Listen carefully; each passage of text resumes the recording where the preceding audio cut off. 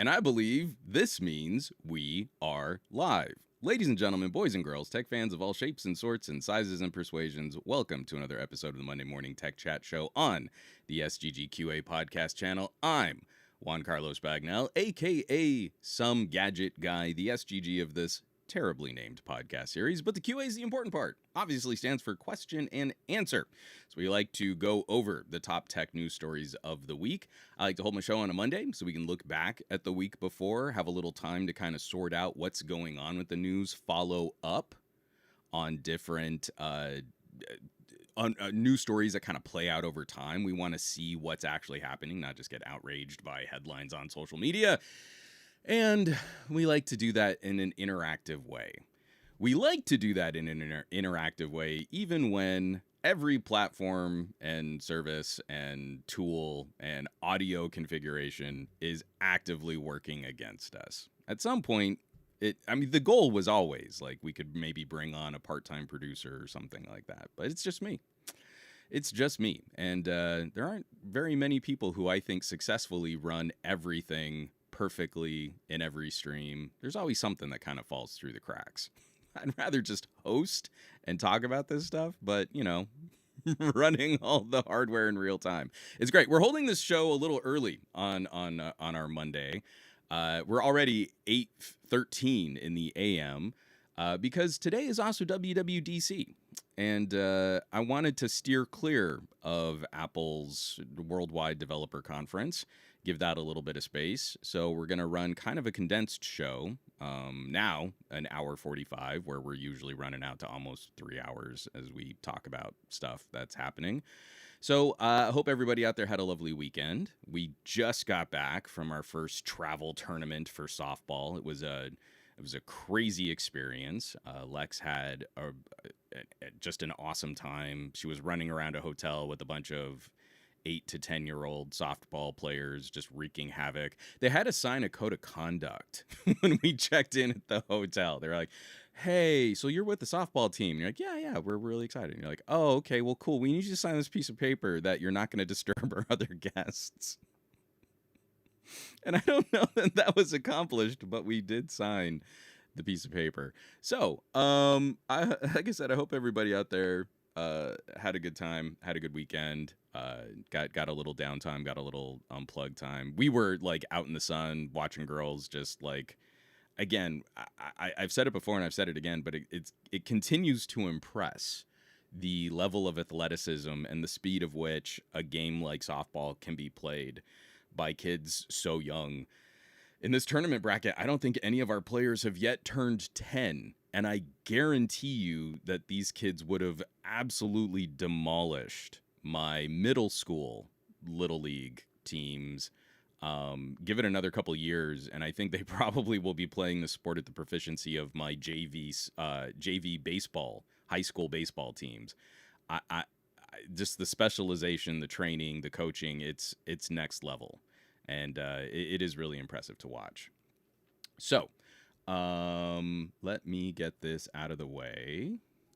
And we're going to knock out a little housekeeping. I'm ignoring the chat. You guys can talk about the stream and the audio and the quality and all this here. I really can't unless we just shut the stream down. So, I got a lot of stuff out last week, and some of it was pretty cool. Some proud of me moments. So the week before, I finally published the long-form camera deep dive for the Xiaomi 15 Ultra. Let me see if I can just... Well, I don't love that. Let me see if I can make this bigger. Yeah, that doesn't work either. Man, I hate doing the web. Ugh, that's terrible. Sorry, we're doing this live. God, I wish I could just get this view and not have me over here. Full screen it? Yeah, I guess that works. No, we'll do that. I'm a little window at the bottom. Okay.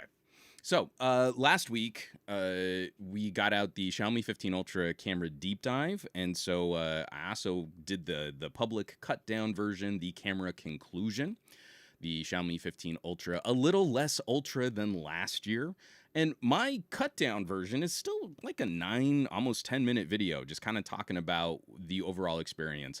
I wrote an editorial on the Patreon where So these kinds of videos are getting a little more difficult to produce because I genuinely am not interested, and I am bored to death doing the same basic like smartphone camera section that a lot of reviewers will kind of highlight. It's, well, I took 5 terrible photos with this phone camera, and you can tell the exposure and the HDRs and the pixels are better. And I'm trying to find ways of still kind of broaching this topic in a way that's interesting to me, but isn't like so heavily specialized that it leaves a lot of people out of the conversation. It's really becoming a challenge because when I'm digging into the Xiaomi 15 Ultra, and I just, it feels like yesterday, but it was, a couple months ago, I finished the Vivo X200 Pro, and I want to talk about them in the way that we would talk about the aesthetics of a standalone camera. So I have a lot of comments from people saying like, oh, well, Xiaomi totally failed this, and it's, no one would go for this over the Vivo, and they didn't even use this sensor for the macro. And I understand there is a conversation that's percolating about technologies and stuff, but in actual operation, I feel a lot of people are kind of missing the point. And so in trying to cut down this camera conclusion, I really wanted to highlight what it was like to use this. It's like the handling of the gadget is more important to me these days than whether or not in full auto mode does it take the bestest HDR pictures. Because especially with these kinds of cameras, with the Vivo and the Xiaomi especially, I'm spending more and more time in manual mode, like shooting RAW. So anyway, my philosophy on this is better explained and more concisely edited in the camera conclusion. And if you want to see like all the samples and stuff, the link is right there to the full camera deep dive on the Patreon. Also, last week, I thought this was kind of a big deal, and it really didn't seem to kind of garner much traffic. The OnePlus Pad 3 is out.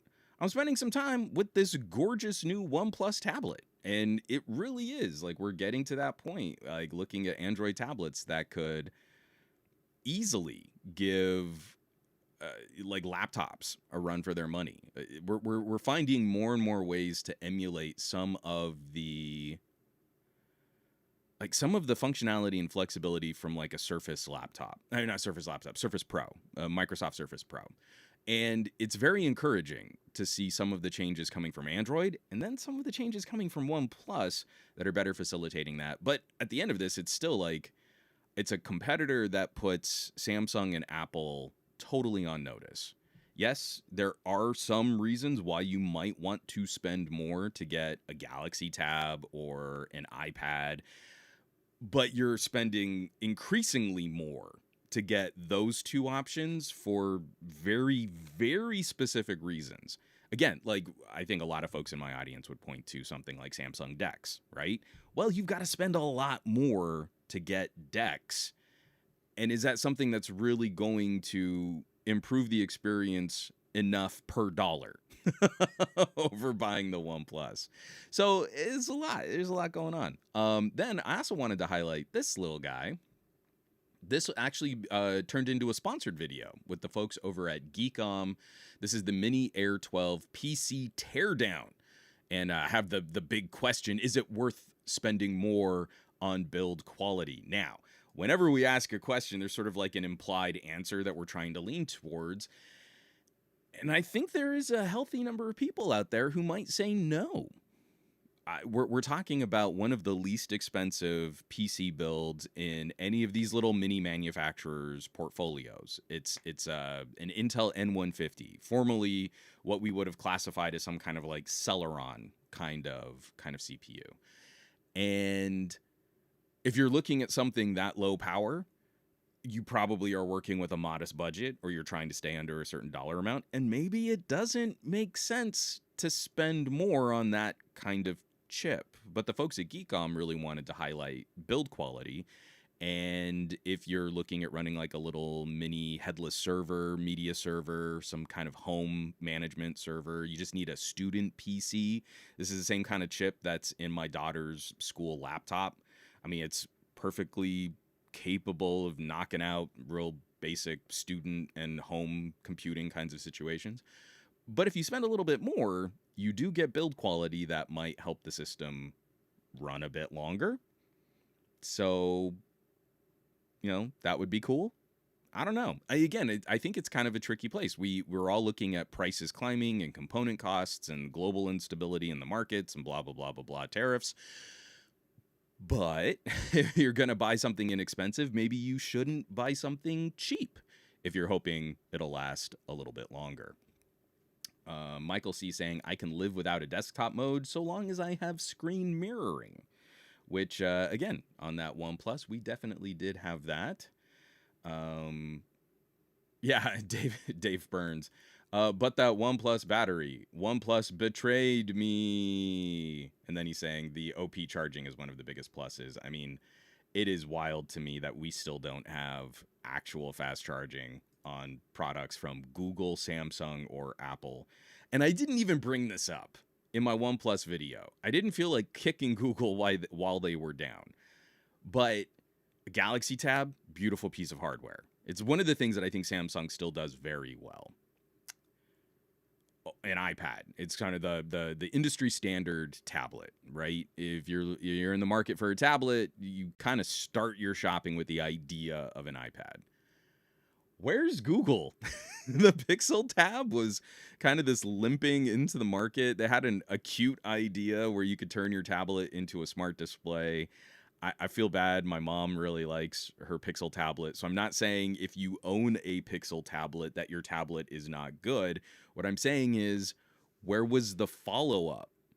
The first OnePlus Pad was a nice tablet. It had a couple little issues that I hoped would get sorted out.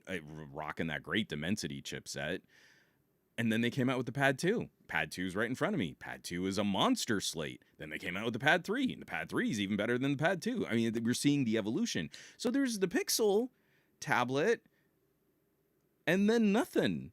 And like, if Google's going to say, hey, we can use Android to do these things. We can use Android to replace Chrome OS. We can use Android for these kinds of slates and experiences. Then where's the follow-up? Where's the crown jewel from the company that makes Android example? Where's the Microsoft Surface of Android tablets? It's wild to me that Google hasn't put out a follow-up. The company who should be following this up. It's so you have options to shop. And in the United States, you've got 3 great kind of top tier pen, keyboard, convertible type tablet setups. And then after that, you've got a couple other companies that I think are worthy of kind of mixing it up, like good alternative options. Obviously, a Lenovo is always going to hit hard in tablets. I'm probably going to get some more news about some gaming slates coming out too, like a Red Magic. That could just be fun. My daughter loves her tank, her 8849 tank tablet. It's great. Rugged, chunky tablet with a projector built in. So it's pretty great. It's pretty good. Swiper 1911. I believe the next Pixel tablet is 2 years out. All right. So Swiper 1911 is saying we're going to see a Pixel tablet 2 in 2027.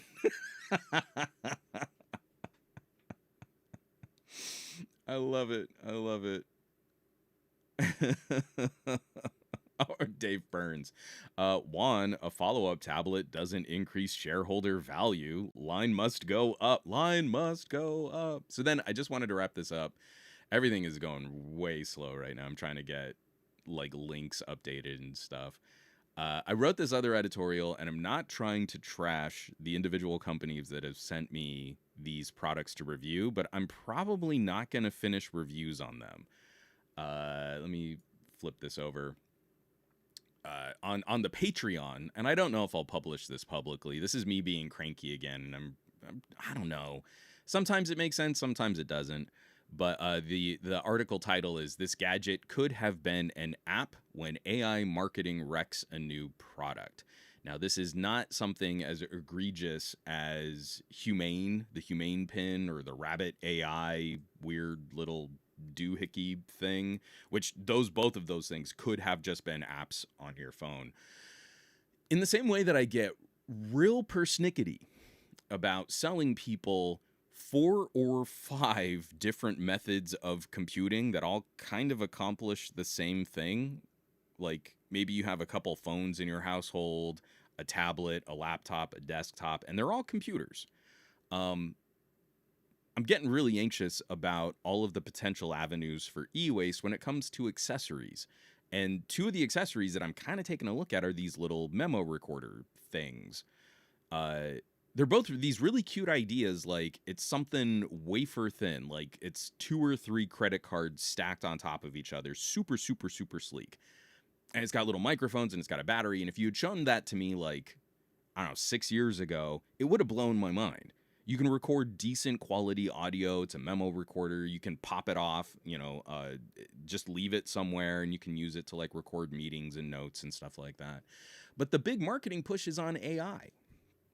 So the hardware seems kind of irrelevant when the AI is, well, what you do is you record to this little device. Cool. And then the device does all this transcription? No.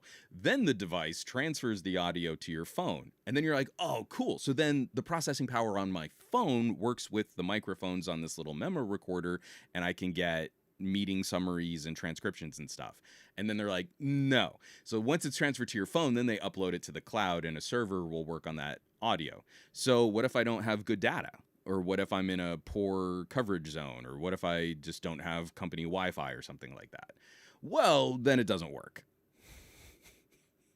So then can I plug the little card into like a laptop? Because my laptop has some AI local processing capabilities. And they're like, no. So it has to go through your phone app? Yeah. And then that goes up to your data center. Yes. Then I don't see why this thing needs to exist.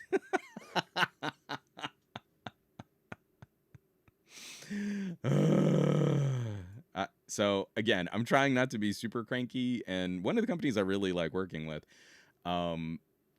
but I'm anxious that this is the solution for AI experiences that we're starting to market and pitch, and everything has to have this AI label on it.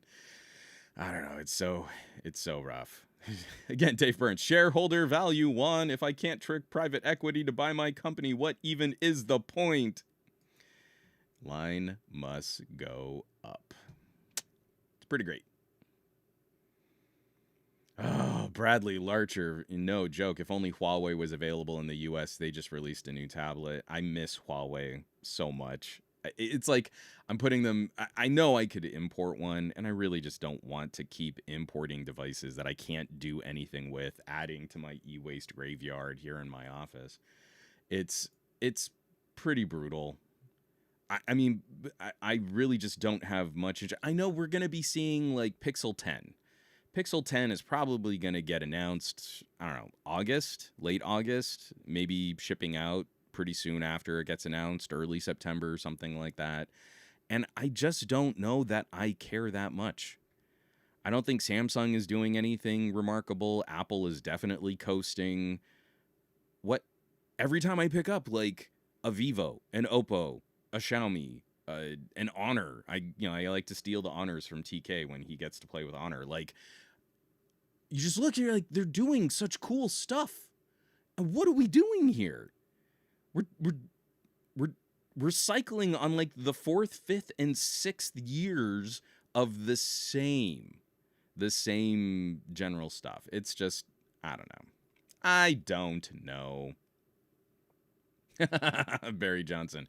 Is Juan using the SM57? The audio sounds really good to me. Let me get my headphones, as I could be fooling myself, but again, it sounds great on my end. So if you just look down, it's kind of blending in with my beard, I guess. It's just right here, Barry. It's right there. I hate it because I can't like lean back and like point to stuff and say, hey, well, this is what's going on, and now let me lean up and like get back in front of the mic. I know people will say, oh, but it sounds better. And it does. But I like being untethered and I like being able to move around. So I typically go wireless. So that's enough housekeeping. Now that it's 8:32, I'm gonna take a little sip of coffee here, and we're gonna move on. We've got some news links that I want to get to. Then we can talk some gaming hardware. I'm really stoked to see some gaming hardware to talk about, and then from there we can kind of wrap up the show a little. I don't know what we expect to see from WWDC and whether or not Apple's going to keep making their play on AI, because it seems like it's been pretty bad. It's been really bad for Apple and the AIs out there.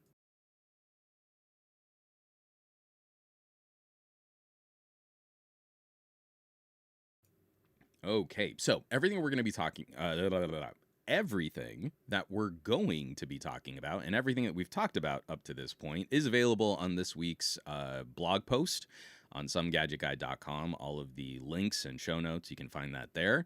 And then also just the friendly reminder, we've got the audio replay, which will be heavily edited from where we are here on the video replay. And won't have all of the struggle of getting the show up and running at the beginning. And we'll also, you can always catch the higher quality versions of everything that I produce over on patreon.com/somegadgetguy. Now, we do have some politics news with tech and politics. Just always worth bringing up whenever we see something happening at the FCC, because I think this is one of the consumer agencies we need to pay attention to the most. But this is coming by way of my man crush John Brodkin over at Ars Technica. Actually, the first 3 links we have are me just basically being the Ars Technica podcast. This podcast not brought to you by Ars Technica. FCC Republican resigns, leaving agency with just 2 commissioners. This one fell off of my radar. I was not expecting that things would already be this bad, but I do want to point out that this is terrible in maybe the best way it could have played out.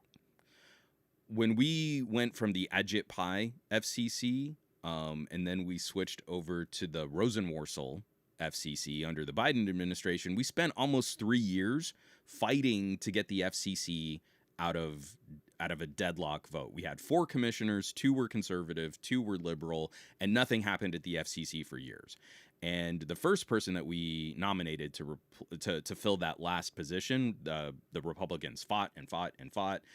She was the counsel under Tom Wheeler when Tom Wheeler was the FCC, someone who is eminently qualified and has shown time and time again that they are super, super savvy. Of course, if it's about actually regulating the telecommunications space, the Republicans freaked out and tried to shut it down.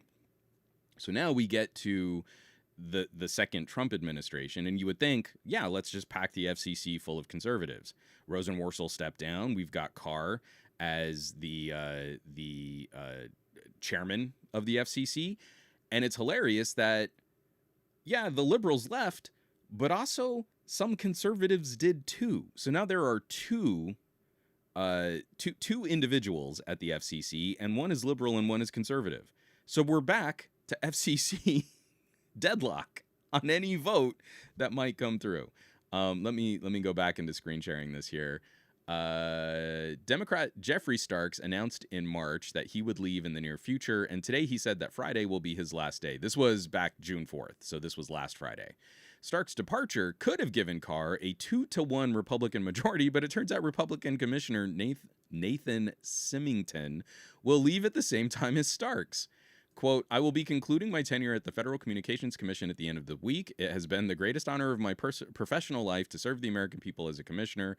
I'm deeply honored to have been entrusted with responsibility by President Donald J. Trump during his first term. And now he's out. He's going to go on to tackle other work. So you'd think that this would be the time that they would hold on. Whatever terrible policy that the GOP is wanting to ram through the FCC or target Trump's enemies and detractors using the FCC as a weapon, like this would be the go time.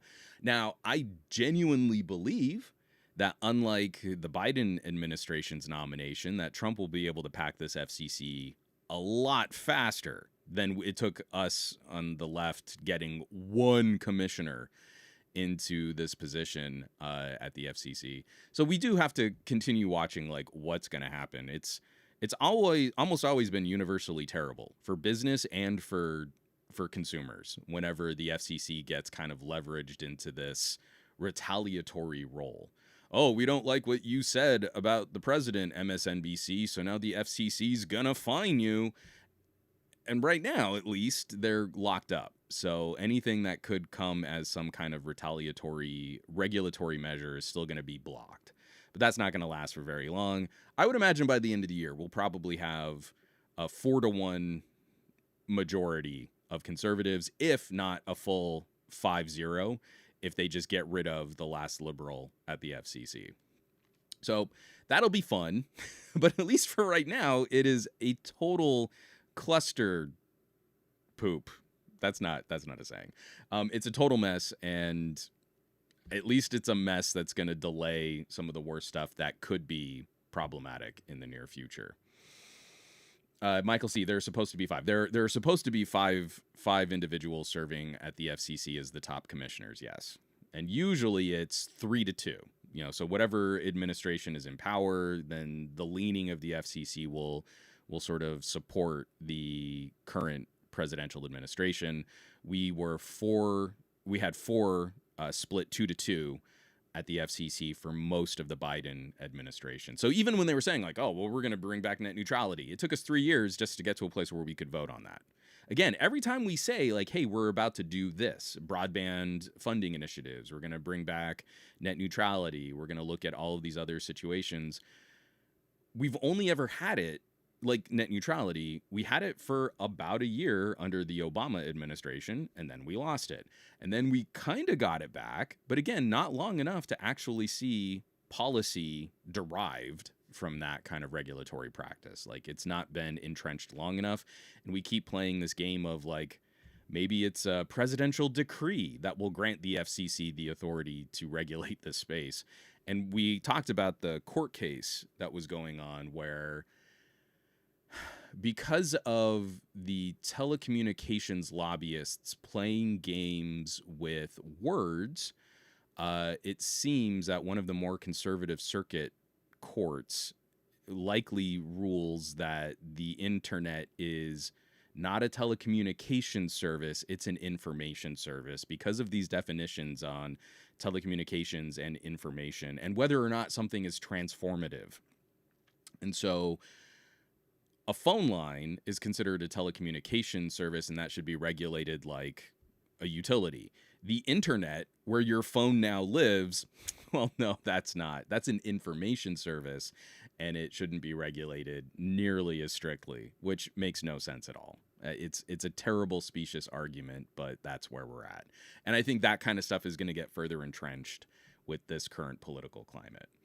I do want to just move through these other stories because they're equally as depressing. Following up on sort of the purview of the FCC, our Senate is finally getting involved in some of these discussions when it comes to policy and sort of regulating this space. And of course, in the worst way possible, we've got Ted Cruz is putting forth a bill saying states that regulate AI will be cut out of the $42 billion broadband fund. Fund, not fun. I mean, $42 billion would be fun, but it's a fund for improving broadband distribution. Actually, let me just read from the top. This is also written up by John Brodkin. I basically just have an alert for every time John Brodkin publishes something at Ars Technica. Senator Ted Cruz wants to enforce a 10-year moratorium on AI regulation by making states ineligible for broadband funding if they try to impose any limits on development of artificial intelligence. The House previously approved a budget bill that contained a fairly straightforward provision to ban state AI regulation for 10 years. Cruz, chairman of the Senate Commerce Committee, yesterday released budget reconciliation text that takes a different approach to preventing states from regulating AI. So basically, all of these times that we're talking about, like, how do we make broadband better? How do we get fiber to home? How do we improve this kind of distribution? Now, which is kind of unrelated to funding broadband, Cruz is putting forth this punitive measure that if you say, well, we don't like how these companies are doing business with AI, or we don't like how they're taxing our power grid, we don't like how they're chewing up all of our fresh water, we want to put limits on data centers. Well, okay, well, that would be regulating AI. So now you get no money for broadband, which, I mean, you can see how that's just a punitive measure where the two aren't connected like that. And I also kind of want to point out how often stuff like that goes very poorly, right? We're going to put a moratorium on you regulating AI for 10 years. 10 years. Look at how ridiculously awful our politics and discourse have gotten because of all of this, like, let business do whatever they want, light touch regulation for things like social media. And now you're going to say you can't enforce anything against AI.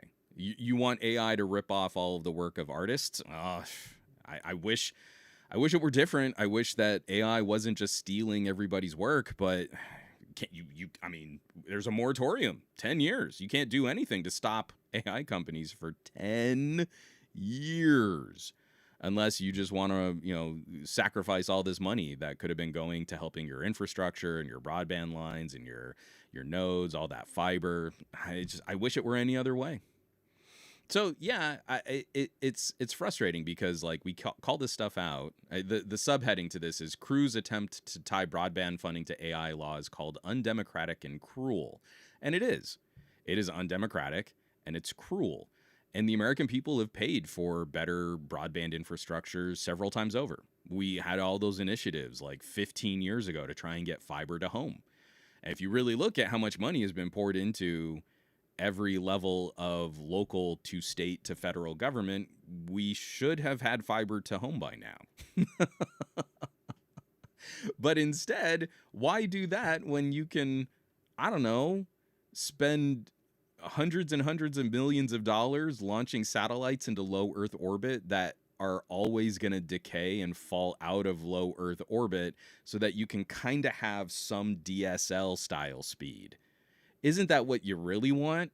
Instead of a fiber line going directly into your home, giving you inexpensive gigabit broadband, wouldn't you rather have significantly more expensive DSL up in space? So I guess that's where our money's going to go. Woo! That's pretty great. I'm so mad.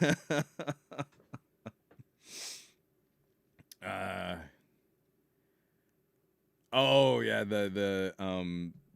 he's probably getting paid. He's probably going to get paid millions of dollars to become a lobbyist, I'm sure. The Republican leaving the FCC, I'm sure, has blank check money coming his way. Michael C., I wonder what Ted Stevens would think about LLMs. Well, I mean, the internet's just a series of tubes, so you can't put your internet on my internet. It's like a truck. It's like a truck in a series of tubes, and if your internet gets in the way of my internet, then it's bad for me. So I guess we should not regulate the internet.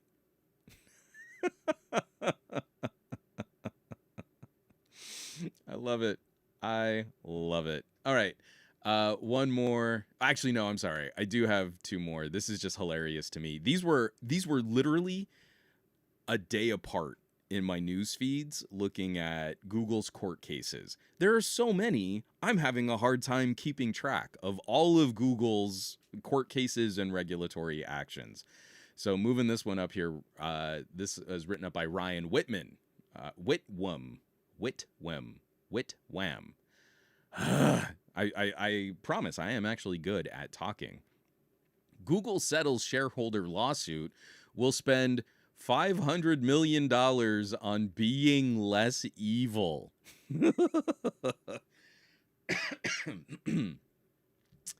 It has become a common refrain during Google's antitrust saga. What happened to "Don't be evil"? Google's unofficial motto has hunted it as it has grown ever larger, but a shareholder lawsuit sought to rein in some of the company's excesses, and it might be working.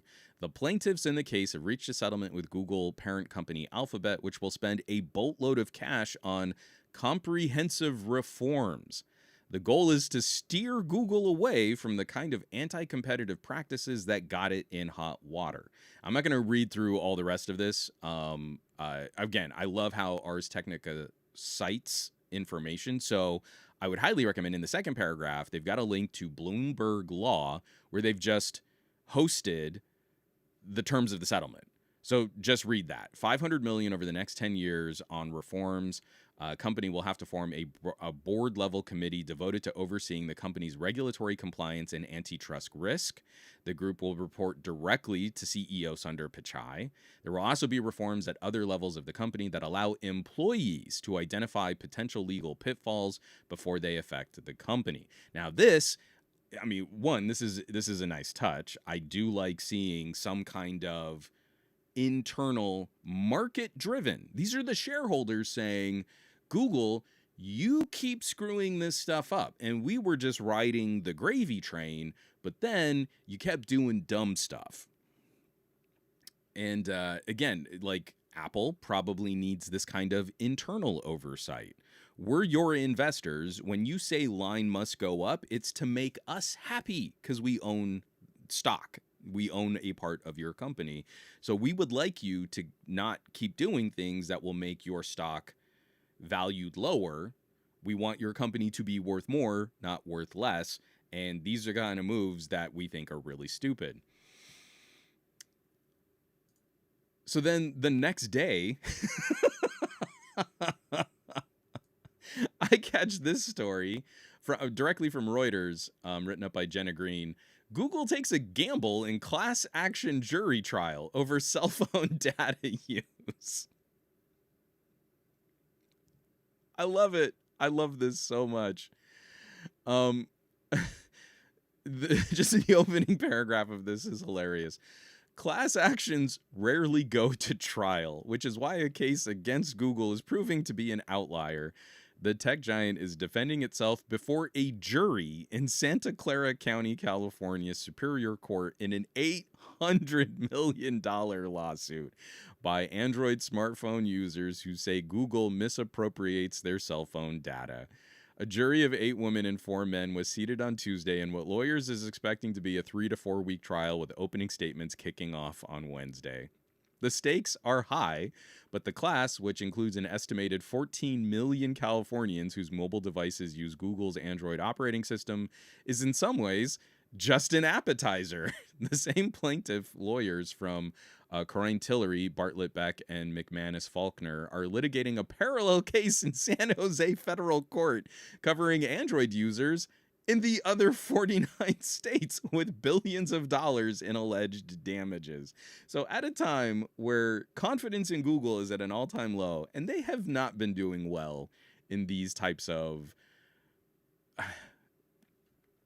compensatory court cases, like, it's pretty clear. And like in ways that we've in these kind of techie chats where we've said, like, hey, Apple gets away with this, why doesn't Google get away with that? First of all, we've got to stop making it sound like the purpose of these corporations are to get away with things. Like, you can do anything you want, and if you can get away with it, cool. We just saw the recent fallout at Apple over App Store policy directed by Tim Cook in the stupidest possible move, and to the point where executives tried to lie through omission, but now there might be criminal charges brought up against an Apple executive because of Tim Cook's boneheaded decision about how to handle App Store revenue. We're starting to see some of these pieces kind of play out, and the public persona of these companies, facilitated by billions of dollars of marketing over years and years and years, is starting to erode. Google's is eroding faster because when they do dumb things, they seem to put them more in writing and keep them saved and more accessible than Apple. So we found Apple will just lie to a court and exclude documents that make them look bad. Google keeps getting caught. So I would not have high hopes that a jury is going to follow the particulars of this case at a time where there is zero confidence in your privacy or your security on any smartphone. Oh, Google just tracks everything that I do, and look at all of their AI, and their AI is in my email, and they're looking at everything we do. All of those ideas, the terrible marketing on AI, trying to make it sound like it's magical and thoughtful, in addition to consumer confidence being at an all-time low, is the worst possible recipe for Google to want to go to trial and not just have a judge at the bench deliver the ruling, but to try and impress a jury that this is... So if this goes badly for them, this will set sort of the tone for the lawsuit involving the other 49 states in the country. We're talking about $800 million just in California. Now, obviously, California has like the biggest population and the biggest market economy in the United States. I don't know. Does California still have the highest population in the United States? Someone correct me on that. I really don't know what the census data looks like, but it's real big. California by itself is like the 6th largest economy in the world. So obviously, like, Oklahoma isn't also going to get an $800 million Android settlement out of this kind of court case. But when you factor in the other hundreds of millions of people across the country, this is going to be real bad for Google if they can't impress this jury to kind of sway their way. I think this is the worst possible move with the worst possible timing for Google to kind of jump into this kind of court case. And again, just the juxtaposition. Shareholders at Google sued Google to stop doing anti-competitive things, and there's a $500 million fee associated with the people who own parts of Google as a company saying, hey, stop doing this. And now there's a case coming up with Android. It's blowing my mind right now. What's up, Scoop? Bionic Scoop just jumped in saying, Juan! Saying, hey, what's up, Scoop? AJ just saying, it's crazy. So yeah, we've got a lot to kind of keep our eyes on over the next couple of weeks. I'm very curious to see what is disclosed during this trial. Like, what is your Android phone doing that they feel they have a nationwide class action potential here? And I don't think it's going to be a shock to many of us in this chat, like what our phones are capable of digging into and the apps and services that use these APIs. But are we going to be able to express that in a way that's meaningful to consumers? And that's the last step of this that I think keeps falling apart. Apple did something horrifically stupid with the App Store. Tim Cook went out of his way to try and punitively hurt developers, and there's been no market correction for that. I was listening to a gaming podcast, and they're like, oh no, do you think that this is going to make the App Store less secure? And will Apple just stop taking apps if they're going to, Apple has to put their app in the App Store. Shouldn't Apple get a cut of blah, blah, blah, blah, blah? And like, they were bootlicking so hard. And they never brought up that Tim Cook tried to circumvent the court ruling. They made it sound like Epic was this evil. I mean, I'm no fan of Epic, but that like Epic was this like evil organization that was just trying to hurt iOS owners. What was the other thing that they said that just got a cackle out of me, that it was so misrepresentative? Oh, and they didn't even bring up like the criminal charges. You know, like an Apple executive lied under oath to obfuscate Tim Cook's bad behavior. And these are all things that cost iPhone owners more money. Like, all of this stuff just goes into Apple's bottom line, supporting Apple's revenue business model. And like, no one seems to have any conflicts with that. But what if that means there's going to be all these other app stores for iPhones? It's the security. It just works. What we want is something that just works and keeps people safe. Don't you worry that this is going to make it harder for you to cancel your services and be less safe? Don't you want it to be safe? And like, it was so fundamentally misrepresentative of what had actually happened and what was going to happen. It's not like there's going to be a dozen app stores for the iPhone. Apple still won't let that happen. But that was the tone. Anything that gets in Apple's way, isn't that going to be bad for the consumer? Aren't you worried about it? And like, no. But none of the people listening to this gaming podcast understand the actual political ramifications of these moves. And they're used to this idea of Apple sort of being unchallenged and uncontested. So there's no consumer education. There's no consumer realignment or adjustment for when this kind of information makes it out. I don't think Google's going to have that problem. I think this will be blasted on every like periodical newspaper tech headline. Make sure you get your cut of the Android settlement. You know, $800 million in California. And if you want some money back from Google, you should, you know, join this class action in the other 49 states. But for some reason, Apple still gets the cloak, the buffer in these kinds of conversations.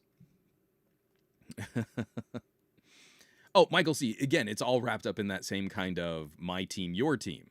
A lot of the same crowds were defending Apple for the Lightning port, too. I mean, we had, what's his face, who's now over at Google, as the Google YouTube ambassador guy. What's his name? I can see his face. Who's out there pining that, oh, those terrible European regulators making Apple use a standardized connector. And USB-C is already like 5 years old. So it's too old. What we should do is let Apple design a proprietary USB-style connector, and that should be the new standard. And then he got a job at Google. And you're like, what are we doing? No wonder Google is trying to act more like Apple. They have that kind of sway over their users. Ken X is saying, yay, give me my 0.08 cents. I forget which one it was. I did get a check from an Apple settlement. It wasn't the battery gate situation. It was something a little bit later. I'll have to look it back up, but I think it was like $22. You're like, okay. I mean, it's fine. We definitely want Apple to feel more than that, though. So yeah, it's pretty funny. Dave Burns. Well, Epic isn't uniquely evil. They're just sort of run-of-the-mill evil. I love it.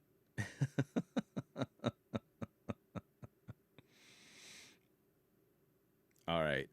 So I think that catches us up. We're done with the I think we're done with all the politics news. So I want to lean into this next story. So I want to preface this. Was it 9 a.m.? So we're doing pretty good on time. News block done in a half hour. That's kind of a biggie for me, especially with so many political stories. Usually I ramble a lot more than that, and I instead just had a terrible start for the beginning of this podcast.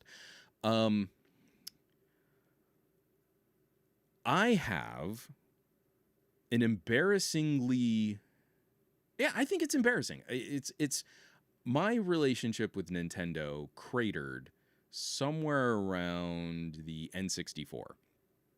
I had friends that were getting into PlayStation, later, friends that were into Xbox, and I started trying to build up beefier workstations, not only for work, but to pull double duty, so I could work and play on the same machine. So I kind of drifted from a lot of console gaming around the end of the N64, getting into the GameCube. I had a roommate that had a GameCube, so I did play on the GameCube, but I didn't keep buying consoles after that point.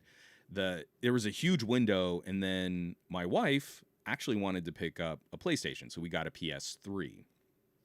And we did get a PS4, and the PS4 kind of took us through a good chunk of the pandemic. We haven't done anything else since, though. No PlayStation 5, no follow-up Xboxes, no other Nintendos. So I was at Newegg years ago, right? I was hosting that weekly show with Trisha Hirschberger, and the Switch was super, super hot. And, 2 years into the Switch, we kept getting these rumors like maybe there will be a Switch Pro or maybe there will be a Switch refresh. And when the Switch was a Switch Lite came out, where the Joy-Cons were just attached, they weren't detachable Joy-Cons, just all the controls were built in, I said, heck no.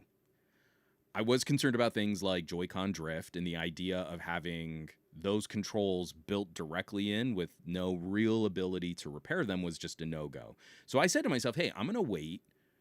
I really do want a Switch. This is such a great idea. I love this concept. I want to play games like this, and I think it would be really fun.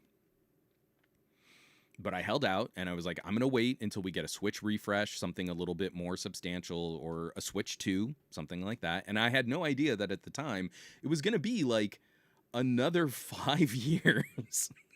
So I completely waited my way out of the Switch.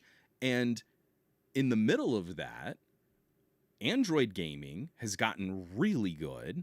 Game streaming has become a more viable option for when I have good data, both in home, where I can run a game from my beefy workstation, and stuff like Game Pass, where I can play a game as long as I've got some, even on hotel Wi-Fi. It was decent. It wasn't as good as here at home, but like, I don't know, I was getting like a 15 megabit down, and I'm sure the quality was definitely taking a hit, but I was still playing. It was still an acceptable, not a great, but an acceptable experience, game streaming over Game Pass on hotel Wi-Fi. And of course, the last part of this puzzle is the rise of mobile PC style gaming handhelds. So while I'm an ARM guy, and I really want to see more portable gaming solutions with ARM chips, because I think we can get a much better performance per watt. The AMD APUs have been awesome. I think they're incredible little mini PC solutions, but I want to see what we can do moving to an ARM chip with active cooling, and maybe expanding the TDP out to like 20 watts instead of our phones that kind of try to cap it at like 12. Imagine like an 80% electrical increase in the amount of juice you can run through a chip, because you've got a big fan and a big battery in a nice chunky portable gaming solution. I think that could be wild. Sorry, I'm really gilding this lily. So I love my Steam Deck. I still have a first generation LCD Steam Deck. It has genuinely been fine. I really haven't felt any burning need or desire to go to the Steam Deck OLED. The LCD has been great. At some point, I'm probably sooner rather than later, I'm going to have to replace the fan, because I did have that first generation Steam Deck that had the whinier fan. And I do want to get just something that sounds a little bit better, though I usually game with headphones on anyway. But everything's been running great. Battery life has been great. All the controls feel great. I haven't had any stick drift or any other issues with my sticks or buttons or triggers, anything like that. So it's been awesome. So that took a lot of the pressure off. After getting the Steam Deck, I haven't felt any need to follow that up and get a Switch 1 or a Switch OLED, anything like that.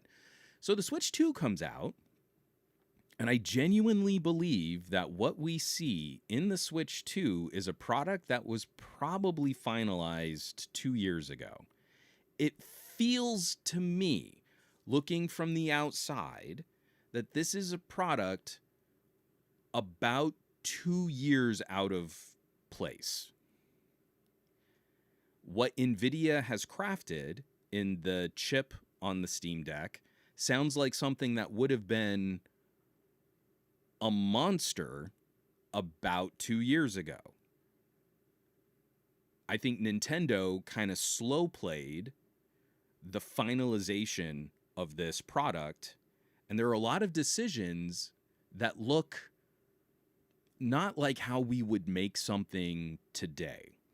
2 years doesn't seem like that much, but in those 2 years, I think the market has shifted just a little bit. The philosophies have changed just a little bit. And when we get these kinds of situations, like what I'm referencing here is the iFixit teardown video for the Switch 2, some of these decisions seem like they're stuck in the Nintendo of last generation.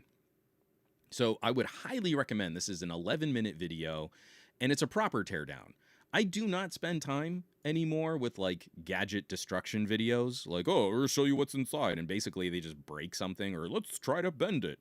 And if it's a popular product, I'll go really light, but if it's a not popular product, I'll try to find the exact point where something is probably gonna fail, and I'll apply all the force there.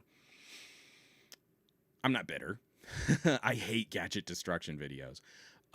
So people like, or excuse me, channels like iFixit, you should give them many more views. This has been out for 2 days, and it only has 100,000 views, 125,000 views.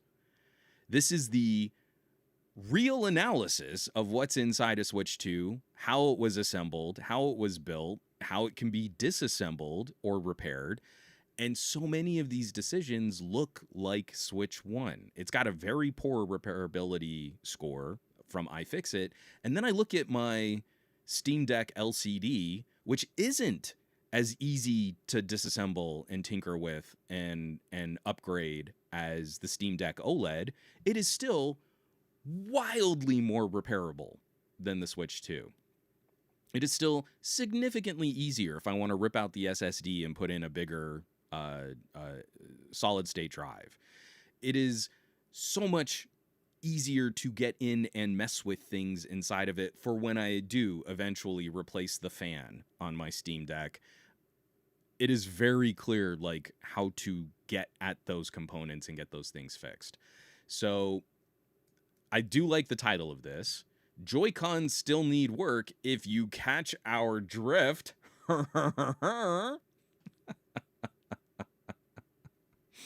So that to me is like, it's getting a little disappointing. I waited out.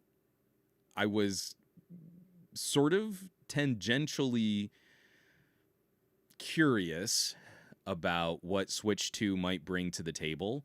And instead, what I think we see is a product a little out of step, because corporate decisions probably held it in place for longer than they should have.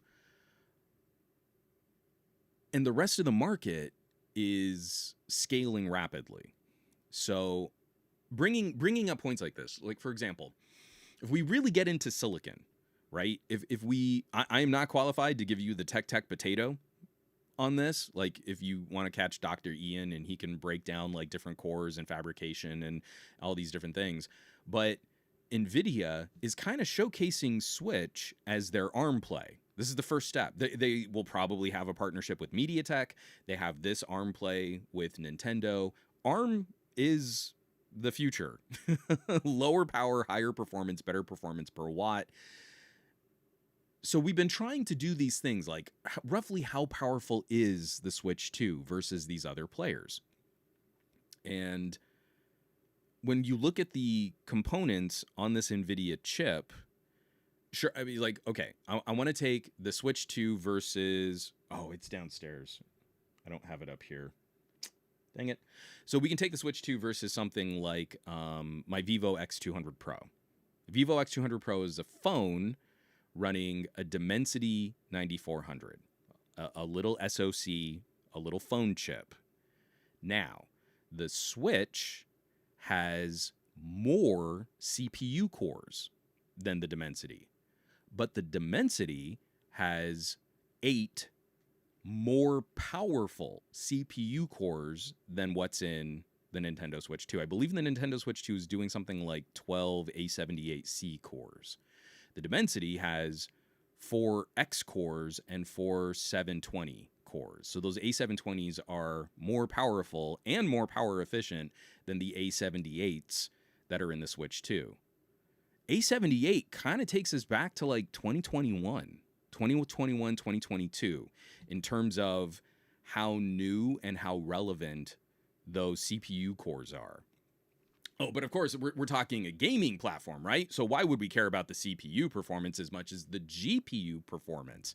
And again, because it's a console running Nintendo software, it's a little harder. You can't just like fire up a Geekbench score. We've got to do all these things that kind of place it in this approximation of what it would be like if we benchmarked another computer and we tried to generate results off of that. But I think we're kind of roughly saying it's about as powerful as a PS4, right? Well, I mean, the PS4 as a metric, that is impressive that we can put something that used to be a big old box under my TV into something that now fits in my hands. But if we compare that to the components that we put into a gaming PC, it's kind of a more mid-ranger experience from 3 generations ago.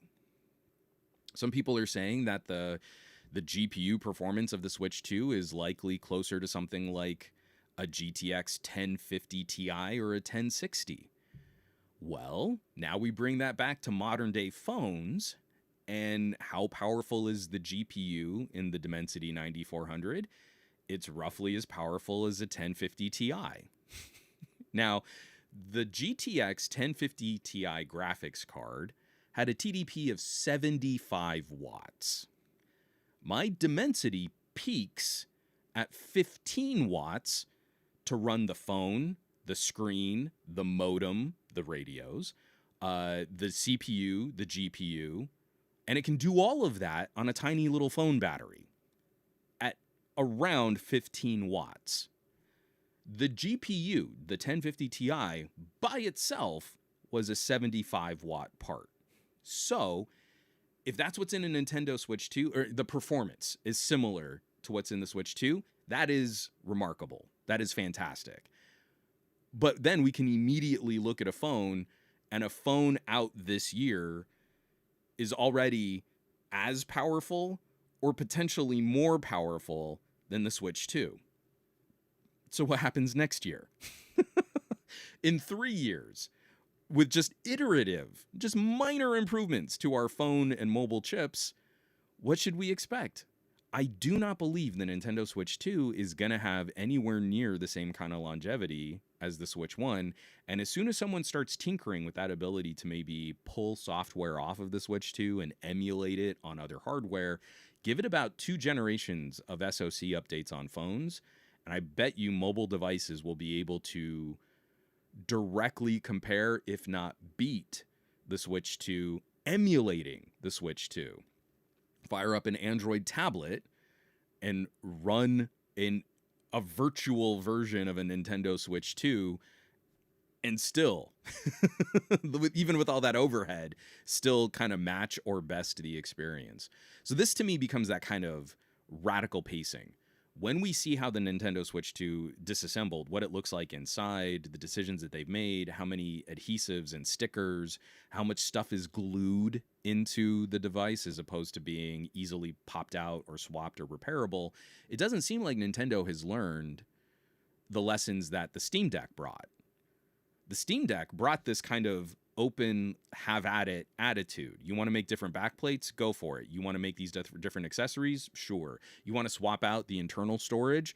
Well, you got to be careful with this kind of power envelope, but you can do it. You just got to pick your parts carefully as you swap those components. You want to get to a screen replacement? It's not that difficult. You can do it. So I feel like Nintendo is just out of step. Is just out of time. If this had come out 2 years ago, Nintendo Switch 2 would have been a monster of its time.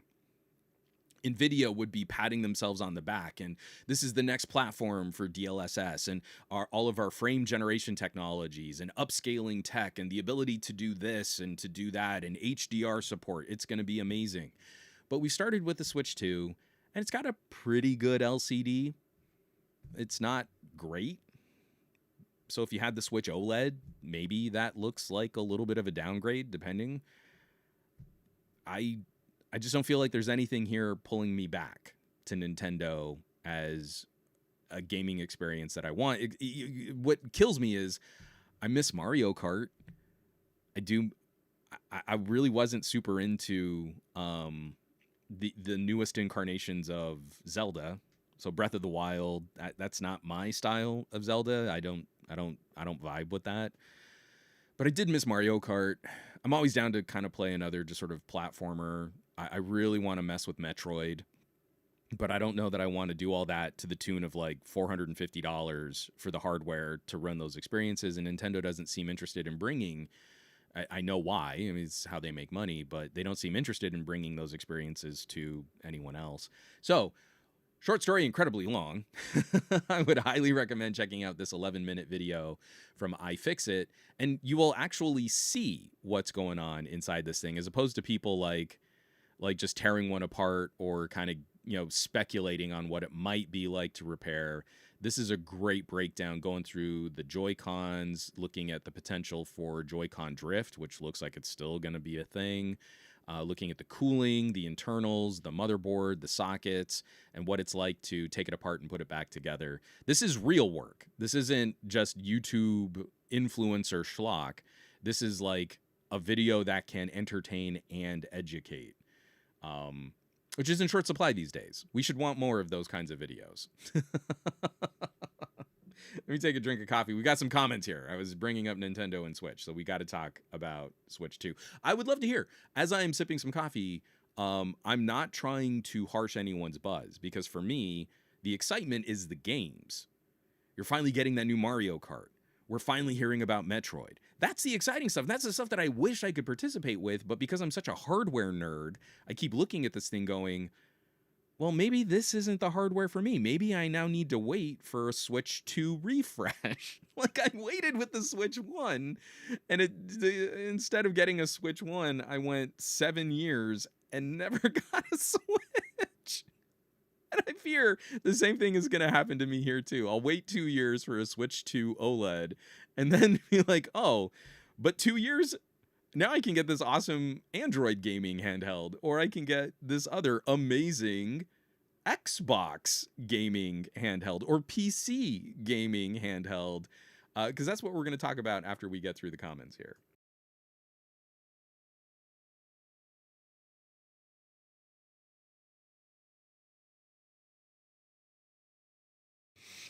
Yes, JGJ nailed it. Destruction videos, bad. Deconstruction, good. And right to repair, awesome. Absolutely correct, JGJ.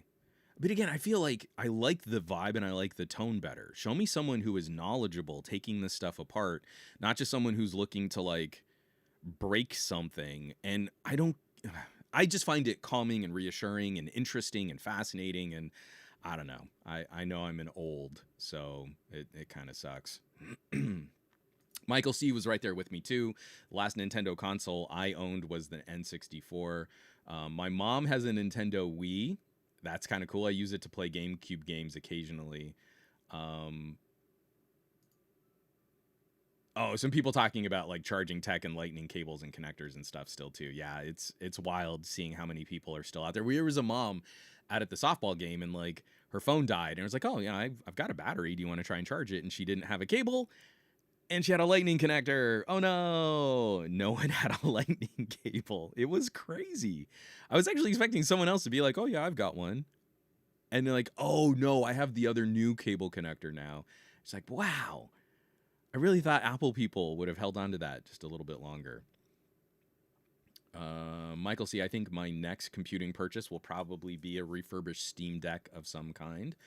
I love the Lenovo Legion Go form factor. It actually uses the same screen as the Y700. I love the concept of removable controllers. Xfire saying I have the regular Switch. So far, I'm not all that impressed with shelling out cash for the new one. Fernando Velasquez is saying the Switch 1 was a thing from the past when it came out. The processor was from 2014. The screen and other specs were from 2010. I know that Nintendo plays the profitability game, right? So in using these established and mature components, they save cash and they can deliver what they feel is an acceptable gaming performance solution. I feel we also need to point out that when the Switch 1 arrived, it was in a price tier that was still kind of where we thought consoles should be.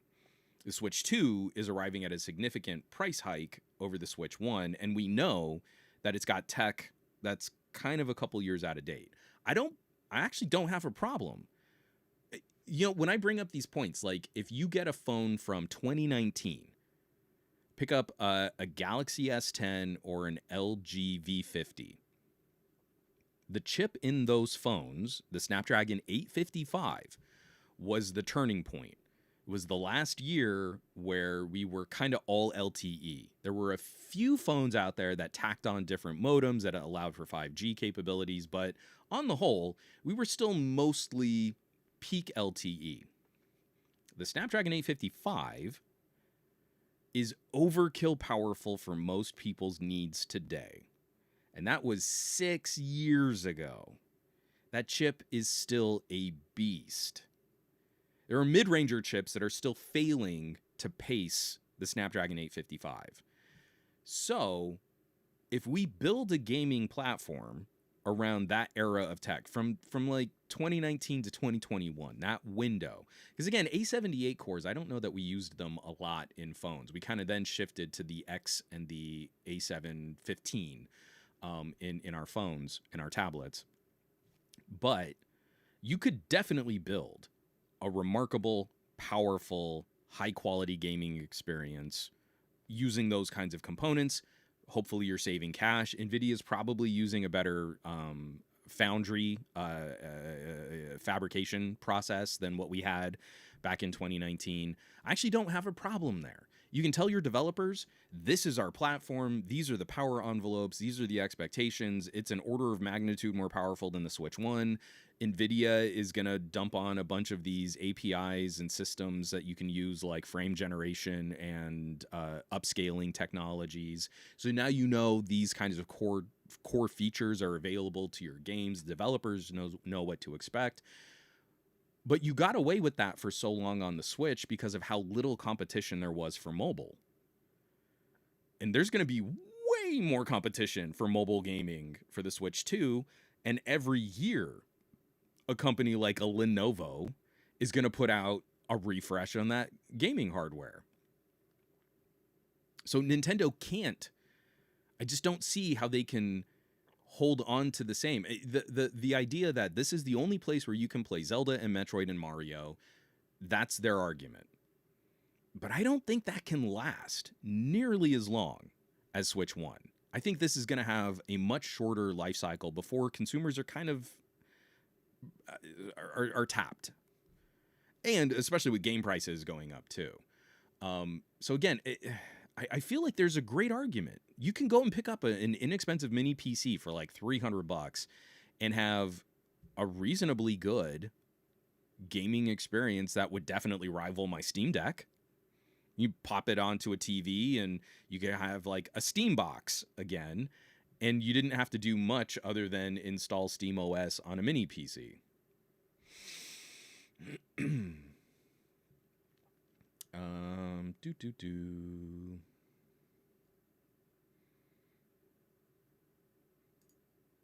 From Darcy, I have a Switch, now I'm all in on Steam Deck. My wife will probably get a Switch 2 eventually, but I think I can live without having my own. I'm kind of in that same boat too. I'm really curious to see if Lex eventually gets into anything Nintendo. Right now, her friends are all about Roblox and Minecraft, and I don't need a Switch for that.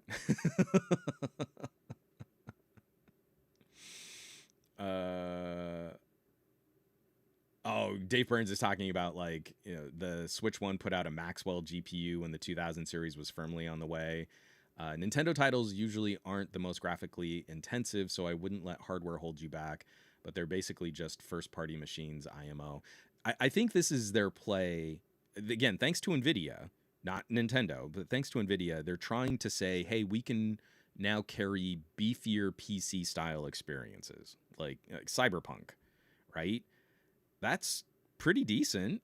It looks pretty good. I bet you, you know, like if I got Control running on a Switch 2, it would probably give Control a run for its money on my Steam Deck. I don't turn to my Steam Deck for graphics intense gaming for kind of the same, for some of the same reasons. So I'll be curious to see what developers do, because developers now have an expectation and they know they can run this hardware up to a point. But, you know, the battery life estimates on this thing have almost been halved, you know, from the original Switch and the games that we were experiencing when Switch 1 was new. we have much higher expectations for fidelity, and the battery life on this seems to be, if you really run the thing hard, down to like under 2 hours of gameplay time. So I think there's a lot just kind of caught up in. I think we had conflicting expectations in the gaming community. There are a lot of people who just want the Switch 2 to be the Switch 1, but a little bit more. Like, it could have been a Super Switch, right? We know what it is. It's a little bit more of that exact same thing, and that's all we wanted. We're happy. Now we can get a fresh coat of paint on our games. I think there were other people who were looking for Nintendo to do something more expressive or more dynamic. The Switch really changed how we talked about consoles. It was this beautiful blending of all of their successes in mobile gaming, from the Game Boy and DS series to mixing that with their consoles, like the brilliant consoles that we all grew up kind of appreciating. And Switch 2 just sort of peanut butter jelly time, right? Stuck all those ideas together. But where do you go? What do you do to change the gaming landscape as profoundly as the Wii did? I don't think there's a good answer for that. I think we can definitely see that the console manufacturers are struggling, and Microsoft especially is all about everything is an Xbox, right? Because Bradley earlier, while I was talking about the Switch, nailed this. Microsoft and ROG just unveiled a gaming handheld. Because that's the next story that I already had queued up, is ROG Xbox Ally handhelds revealed. Experience. Oh, stop. I don't want to do my Xbox points or Microsoft points. Experience Clair Obscur, Expedition 33, Gears of War Reloaded, and more. I don't know why this just jumped to the bottom of the article. This is coming directly from news.xbox.com. Everything at Xbox starts with the player. That's why we've dedicated years to reimagining how to make it easier to enjoy the games you love, wherever you are, through Xbox Play Anywhere, Game Pass, Xbox Cloud Gaming, Remote Play, and more. Whether you're at home or on the go, your favorite game should follow you. And Asus shares that same commitment. Known for pushing the boundaries of handheld gaming, Asus is similarly driven by innovation that delivers high-performance experiences that put the player first. So I'm stoked to see this. This isn't the same kind of solution in my brain. Like, Microsoft is struggling to kind of sell Xboxes, right? I think they're sort of the third place in the console wars right now. And I didn't know what they would try to do. I didn't know if Microsoft would make their own PC gaming handheld, or would they partner with someone else? And I think a lot of us, I think the smart money was on partnering, right? I think a lot of us were looking like, why reinvent the wheel? You have all of these other gaming handhelds from MSI and Lenovo and Asus, these other companies, and a bunch of the other like Ioneo, like those other sort of import devices too. Just use what's already been established and give us a better front end. I have a gaming PC behind my TV. Right? That's the console that lives behind my TV. It's that Nook Extreme, the little 9th gen Core i9. It's got a 2080 Ti. It's a beefy little box. But we don't fire it up quite as often as like you would just like push a button on a controller and have the PlayStation fire up, because it's still a Windows machine. And I still have to like switch the input so that my TV will look for the PC, and then Windows fires up, and then I have a Bluetooth keyboard and trackpad to control that all, and then we get to pick up our controllers. It's silly, but our gaming time as a family is a little more selective, just because we know it's kind of a trudge. Let me push the button, let me get this fired up, and we need some kind of console front face for a Windows machine. What we used to have like way back in the day in Windows XP is we had Media Center Edition. We need something like that. I want to be able to control my mini gaming PC with a remote control or a game controller. Like that's what we need. So the big announcement for me here isn't necessarily, oh look, they finally gave us hardware, because they didn't. This is Asus, correct? Asus hardware. I think they chose a great partner to kick this off with. It's the Xbox Ally and Ally X. But what we see is a front face for this that is hopefully going to make navigating Windows much, much better for gaming, and be able to really quickly and easily tie in different services like, hey, maybe I don't want to install Gears Tactics and I can just stream it. And boom, I just push the thumbnail for Gears Tactics. My Wi-Fi connection fires up, and there I am. I'm playing Gears Tactics. So I always think it's funny, like, oh, it's Xbox compatible and it has an Xbox button. Like every controller has some kind of home button. This isn't like revolutionary, but the big excitement here being, Asus is giving us this kind of first branded experience, right? The ROG Xbox Ally and the ROG Xbox Ally X. But this is just kind of a software tweak. So this Xbox experience should be more accessible to any other platform that's running like a Windows build, right? Like this should be the front face on an MSI Claw. This should be in a front face for a Lenovo.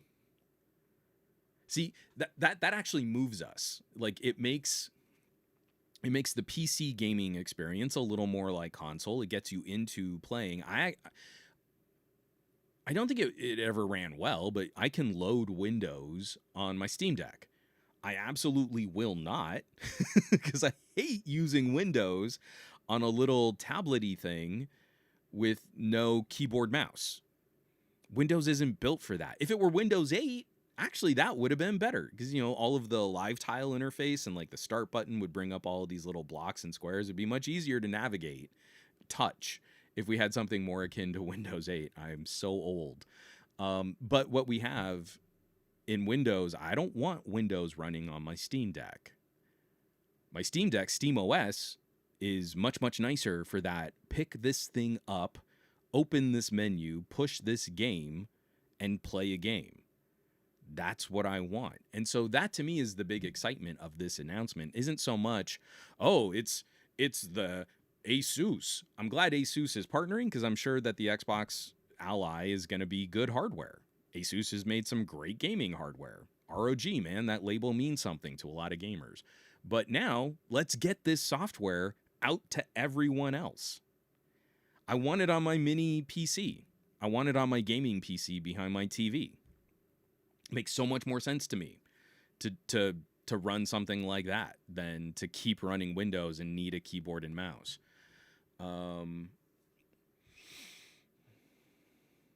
So we're still kind of waiting out all of the final, like the final date and release in time. I think they're going to be doing pre-orders soon. If they haven't already done pre-orders, I might be behind on that already. But what I want is more news on when will these software experiences come to other to other platforms. We're also making handheld gaming more seamless through our investment in Xbox Play Anywhere. With support for over 1,000 games, a single purchase means you can play with Xbox, including your progress and achievements across Xbox, PC, and Xbox Ally at no additional cost. Like, that's great. You're finally catching up to Steam. I love it. Do it. But give me this full screen experience somewhere else. Oh man, let me take another little drink of coffee here. It's exciting. I mean, I'm really stoked about this, but it's where we're at. It's kind of funny to me.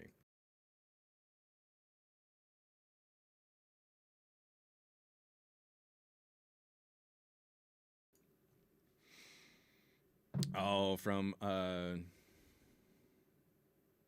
I'm way back on these. From John Gao, a Chinese channel, Geeker One, did a motherboard and SoC deep dive. Highly recommend checking that one out too. Geeker One is where I got the info, because it was Geeker One and someone else that they kind of estimated that the performance of the Switch 2 would be somewhere near that GTX 1050 Ti. God, I can't remember that other channel. I think it was a British guy. It's going to bug me, and when I find it, I will add it to the show notes. It's probably somewhere in my browser history.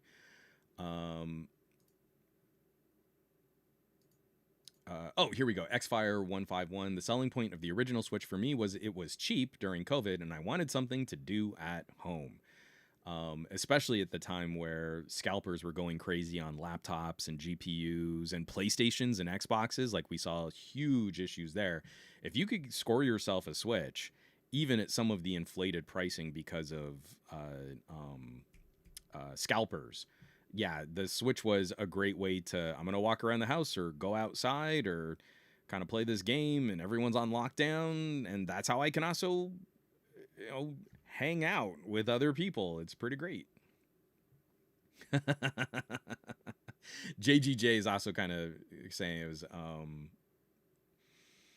JGJ saying, did you see what I shared in the Patreon? And I had to close a whole bunch of browser tabs because everything was broken. So unfortunately, I did close my Discord. And I don't know where you shared it, JGJ. Sorry, man. But yes, everybody should participate, because normally I do catch that stuff on the Discord. Patreon.com/somegadgetguy.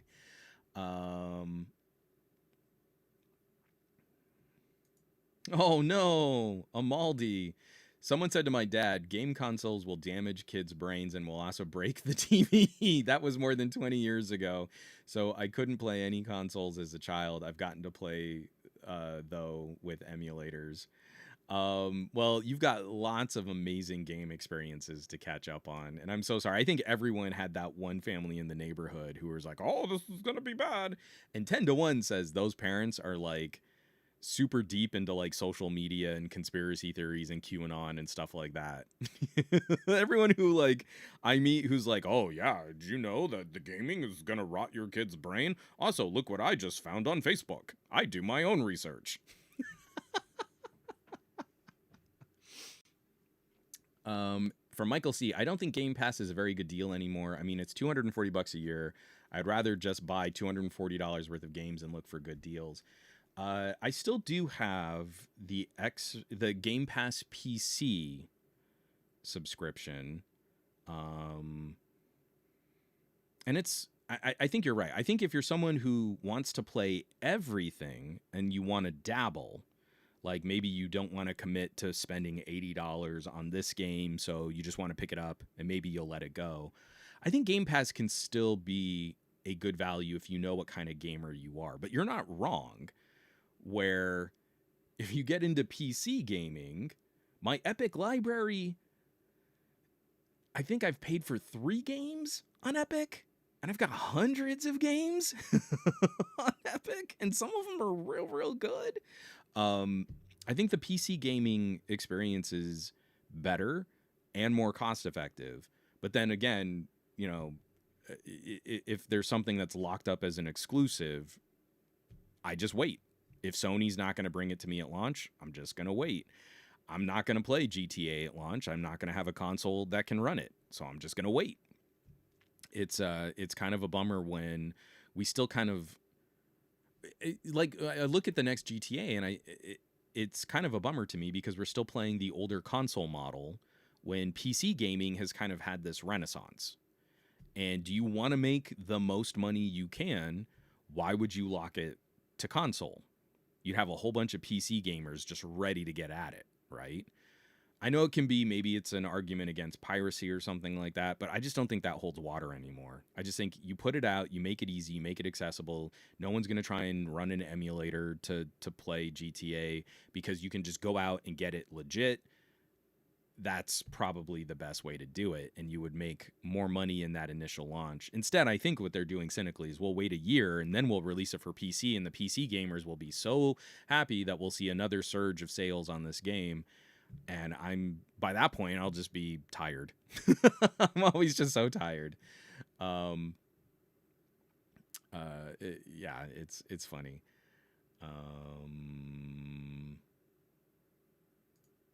From Kevin V, the fact that I have to pay to play old Nintendo Switch 1 titles when they should work out of the box is enough for me to say no to Nintendo. So when I was saying, like, my wife wanted a console and we got a PS3, we got tons and tons of games for that PS3. And then we got a PS4 very shortly before the pandemic. We were late to the PS4 because we were doing fine with our PS3. But then my wife was like, okay, well, yeah, let's play these games. And you're like, yeah, I'm sorry. Like, none of these games that we had for the PS3 are compatible with the PS4. And she's like, wait a minute. We have to, like, rebuy games? And you're like, that's kind of how consoles worked. I mean, especially then, there was a lot less of this idea of continuity, right? Of, like, compatibility or having this kind of backwards support for your games. And that kind of killed.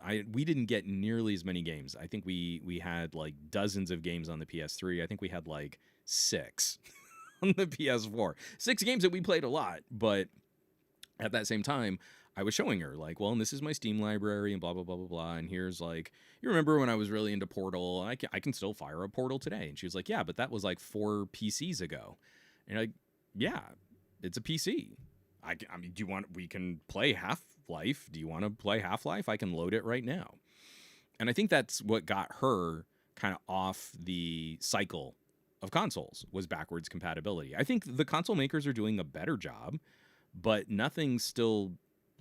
I mean, I can go back to like old CD-ROM games, and I need some hacks, and I need some patches, but I can still, if I really want to, I can still fire up the old school Alien vs. Predator 2 first-person shooter and play it on a modern system today. And it's silly, but I can do it. I think we should be looking at that kind of future progression and game preservation, and that experience, I think, would matter to a lot of people. And it gives them an opportunity to upsell other things like, hey, you know, the developers have put out this new texture pack. So you want to give us $5, we'll turn your Switch 1 game into a Switch 2 game, and now it's going to be future compatible with Switch 2, and it's going to look prettier. And I think a lot of people would be excited about that. But the people that have been hardcore Nintendo this whole time, I think they've even lost sight of the things they've lost, like the ability to play old Nintendo titles. Well, now you need a streaming subscription, and you can stream your old Nintendo titles. And I don't understand why more people aren't kind of incensed by that. If I want to play Blaster Master on a modern handheld console, like, I should just be able to buy it and then have that be a part of my library, and then from here on, I can just play it. You know what I did is I wish I could play old school Nintendo 8-bit Blaster Master, but I can't. So I went to Steam, and the Blaster Master X trilogy, kind of refreshed, kind of Super Nintendo style graphics, I got for like $10, and I got it a while ago. And now I can play Blaster Master on any PC until Steam loses the license for it, or we all, you know, lose the ability to play games on PCs through some kind of like maybe calamity or nuclear war or something like that. Until the heat death of the universe, now I can play Blaster Master, and it cost me $10. And I wish I could give Nintendo my $10, because I would really prefer to play 8-bit Blaster Master, but I'll just have to slum it with 16-bit Blaster Master.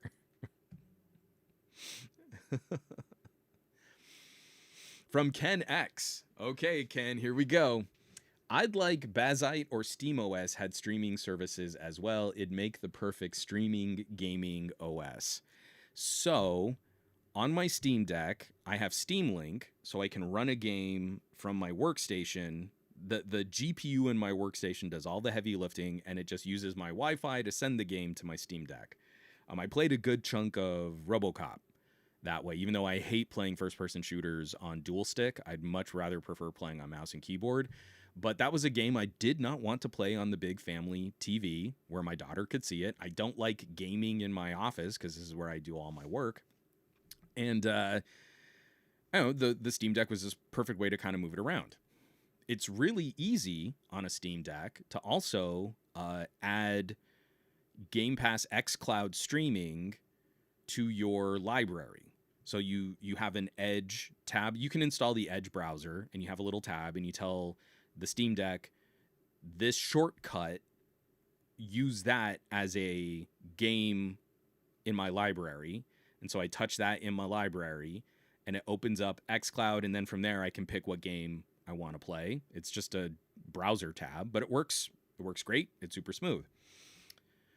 The exciting thing for me moving forward, this is the little project. I still need, I have to tinker with this quite a bit. And I need to see if I can get the beta installed because I'm still like 2 decimal points behind. But we saw SteamOS is now more broadly available on little gaming handhelds. And if you're running an all AMD system, like a little mini PC with an AMD SoC in it, well, the newest build of SteamOS runs really well. So this is my little Geekom A8. This is an AMD 8945HS. It's got the Radeon 780M. So this is significantly more powerful than my Steam Deck and is closer to the experience of these newer like Asus and Lenovo gaming PCs. The portable gaming PCs. This tiny little box. It's like a little Nook form factor PC. I have SteamOS running on this. It's running SteamOS 3.7. I really want it to jump to that 3.8 beta. And I'm still working out an issue. It wouldn't be a Linux project with some kind of funkiness. Like my Wi-Fi doesn't work. So now I have to go and dig through like settings and commands and sudo to get this to update that so that my Wi-Fi will work. But the Ethernet's working great. So this is demonstrably more powerful than my Steam Deck. And I could put this behind a TV and still do all of the game streaming stuff that I'm currently doing. If I wanted to run xCloud from my main TV, I could run that. If I wanted to play a game from my beefy workstation and I had this connected right now over Ethernet, that would run great. It's getting there in the best possible way. As soon as the Steam Deck came out, I really wished that Valve was putting out the operating system for people to kind of scale, to iterate on. And like the other Linux builds have been doing this too, but I really just wanted the Steam flavor directly from Steam. Well, we have Steam boxes back now. If you're running an AMD build, it is very easy to get this up and running. It was, I don't know, 10 minutes. I took SteamOS, I put it on a USB drive through Rufus. I plugged the USB drive into this. I told the Geekom to boot off of the drive, and like 8 minutes after that, I had my console up and SteamOS and my game library, and I was able to install games. It was great. So we're getting there. This is getting real good. Again, it's exciting to see. This is causing Microsoft to compete in ways that Microsoft has not competed for a while. I think we're going to see a lot of progress very, very quickly. Now that the Switch 2 is out, we're going to see a lot of stuff moving forward. It's pretty great. Like Dave Burns is saying, Steam has ruined Windows for me forever. I game on Linux now. Yeah, I think a lot of people are finding like that's perfectly acceptable. I'm going to have some issues like getting all of my Epic stuff to work because there is still like some kind of, Proton stuff that I need to figure out. Not all the games are running like I want them to, but I really, really like that Steam. The Steam Deck totally worked on me. It did exactly what Valve wanted. I was playing a few games here and there, wasn't really doing a lot of PC gaming. I had the machine behind my TV, but it was pretty casual. And then I got a Steam Deck and they're like, well, now I just need to buy everything. And I'm gaming so much more. It was a return to my hobby. Barry Johnson, you had us at Blaster Master. I love it. And Goat V8, I just installed Bazite this weekend. It was super easy. I'm still learning all the compatibility stuff though. It's definitely. I mean, again, Bazite is probably a little more seasoned. It's probably a little more mature. But SteamOS running on this little mini box has been surprisingly good. Just needs like another decimal point update for some polish, and then I think it's probably ready to go on any of these other AMD powered gaming builds. I think there is a legit instruction for Lenovo and Asus, but like I've got it running on this, AMD. What is it? 80? Yeah, it's the 8945. Just brilliant experience. So I do want to close this out. I just looked at the time. We've got about 8 minutes until WWDC. So I don't think Apple is going to shock us or surprise us dramatically. When I look at like what's rumored to be announced, we're going to get OS 26. I guess they'll just change up all of their naming conventions, which I think Apple is a little overdue. I wish more companies would just go to naming a product the year it came out. Like instead of a Vivo X200 Pro, give me the Vivo X26. The Samsung did it right. From the Galaxy S10 to the Galaxy S20, right? We didn't jump 10 models of Galaxy. We just went to the year. Give me the iPhone 26, the iPhone Pro 26. Just let me know when the thing came out. And I think that's going to be better for everyone. So if we get iOS 26 and iPad OS 26 and Vision OS 26, it's just better. I like that so much better. But the things I'm hearing about, Apple's talking up like, ooh, we're going to go with this whole new interface and it's going to be liquid glass and it's going to have transparency effects and you can see through stuff. And you're like, great. Sounds like the big innovation coming from Apple is that they're going to give us, they're finally, I know everyone was begging them to do this. They're finally going to give us Windows Vista. You know what? Apple, they take a while. They're never first. They're never second. They're always kind of last out of the gate. But finally, they're going to show us how to do Windows Vista the right way. Sorry, I couldn't help it. Hold on, let me take a drink.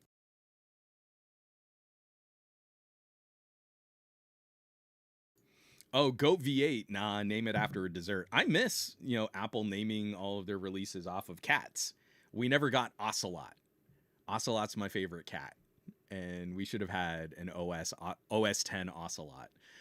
So I think what we're going to see is a lot of just let's try and impress people with pretty new interface mechanics that we've already had on Windows and especially on Linux forever now. And I guess that works. I'll be curious to see what they have for any kind of back-end improvements. But the thing that's making me chuckle is Apple completely missed the boat on all of this stupid LLM AI stuff.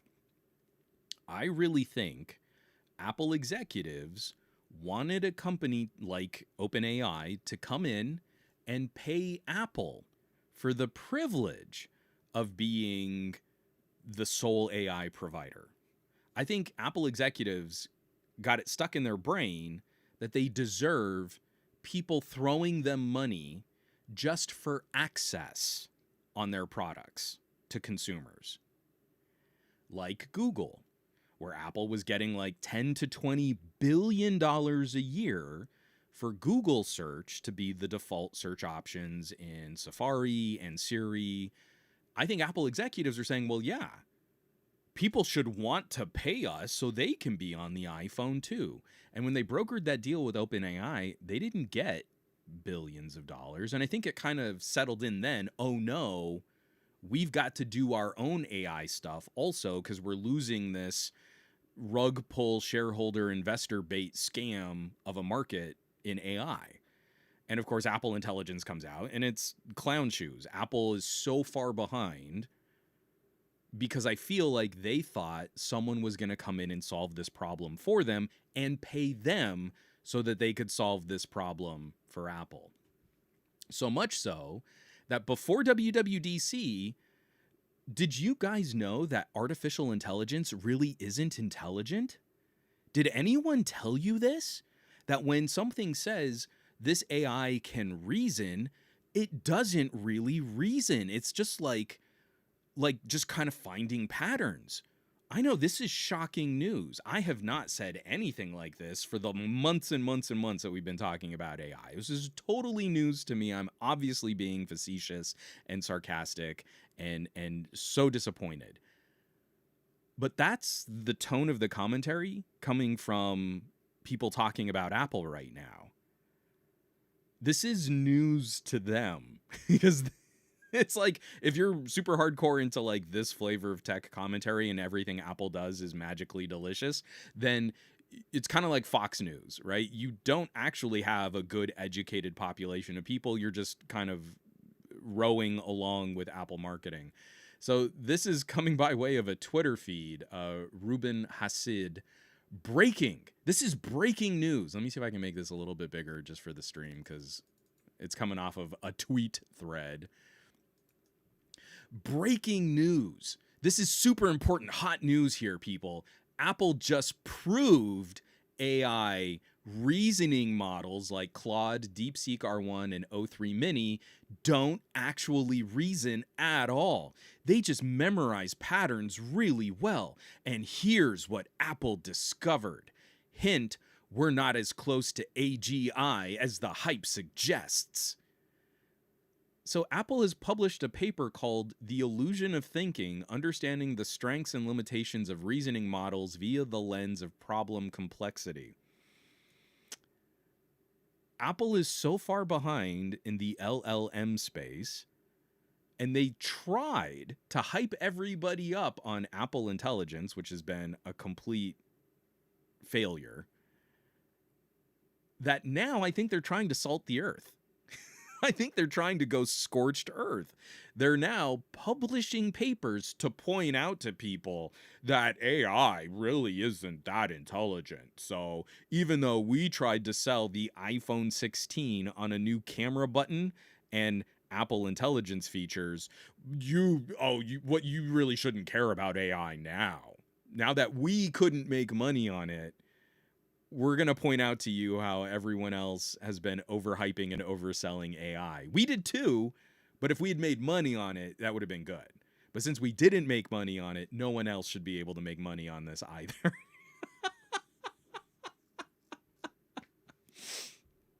So when I go out there and say things like this is just your smartphone keyboard autocorrect and word prediction on steroids, now Apple has delivered a published paper.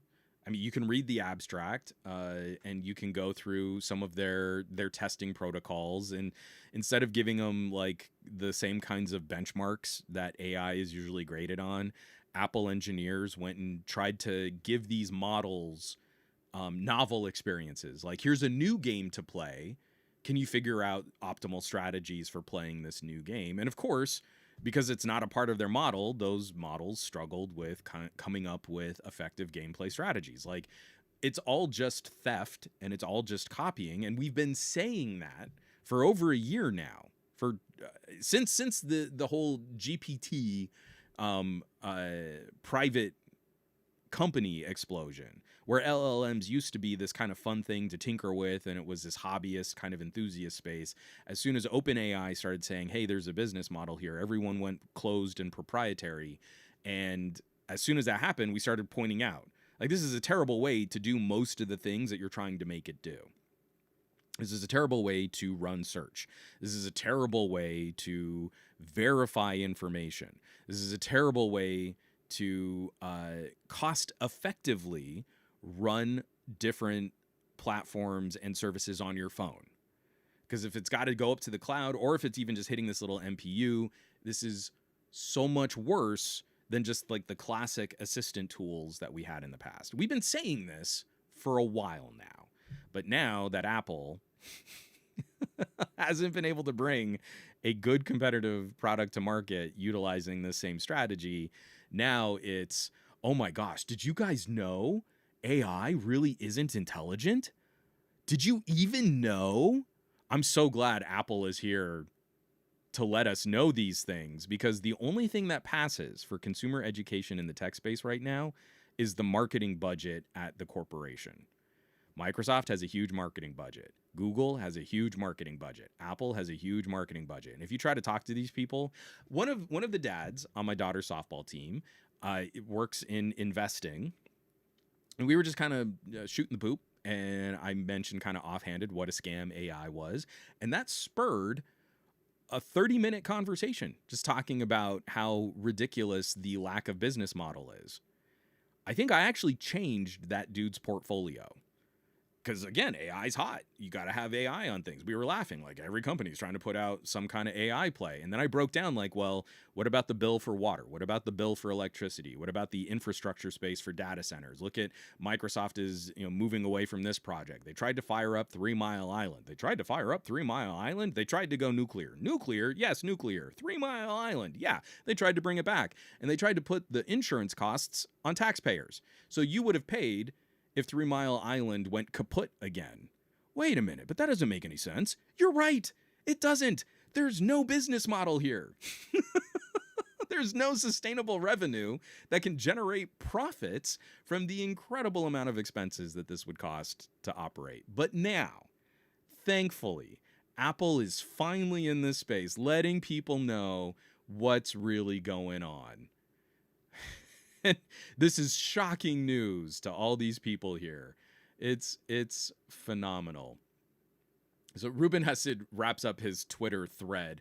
So what do you think? Is Apple just coping because they've been outpaced in AI developments over the past 2 years, or is Apple correct? And I don't know, what do y'all think? Do you think that this is sour grapes, or do you think that Apple is actually onto something here? Like, again, to me, the cynical part of all of this is, if it had worked and that Apple saw that a bunch of iPhones got sold based on this kind of market data and this kind of research, and consumers were talking about these experiences and everyone was positive on it, I don't think Apple would have published this paper, right? Why rock the boat? If everyone's making money, just make that money. That's what Apple's all about right now. It's not about making a better consumer experience. It's about generating increased value off of these consumer interactions and purchases and ecosystems that they like to build. But it both can be true. I think Apple is putting this out there now because they haven't made any money at it, and they are correct. AI as a business model is kind of a scam. It's kind of a rug pull to get investors interested in something. And eventually someone's going to be left holding the bag. And with so much infrastructure at play, it'll probably be taxpayers left holding the bag while these companies laugh their way to the bank. So just a little bit of frivolity. I wonder if Apple's going to have a whole bunch of AI announcements now that WWDC has started. I realize I'm 4 minutes in to that, so we should probably start wrapping this up.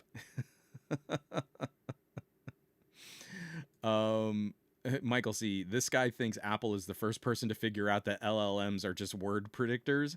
Ironically, if Apple uses their failure to just start pooping on the AI hype, I might end up becoming an Apple sheep.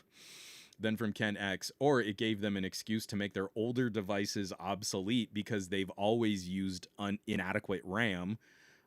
Or it gave them an excuse to make their older devices obsolete, therefore selling more devices. And you can also talk to some MacBook owners who still swear by the MacBook, but Apple kind of threw them under the bus saying, oh, you only need 8 gigabytes of RAM. This isn't Windows. You don't need to waste RAM. Oh, wait. Apple Intelligence. Oh, now you need more RAM. Oh, that's a bummer. I wish it were any other way, but that's the way it has to be. Goat V8, how will they spin it, though, when they invent AI? Well, that's Apple. We already know what their play's going to be. Now they've done it right. Now they've done it for real. Now it's ready to be talked about.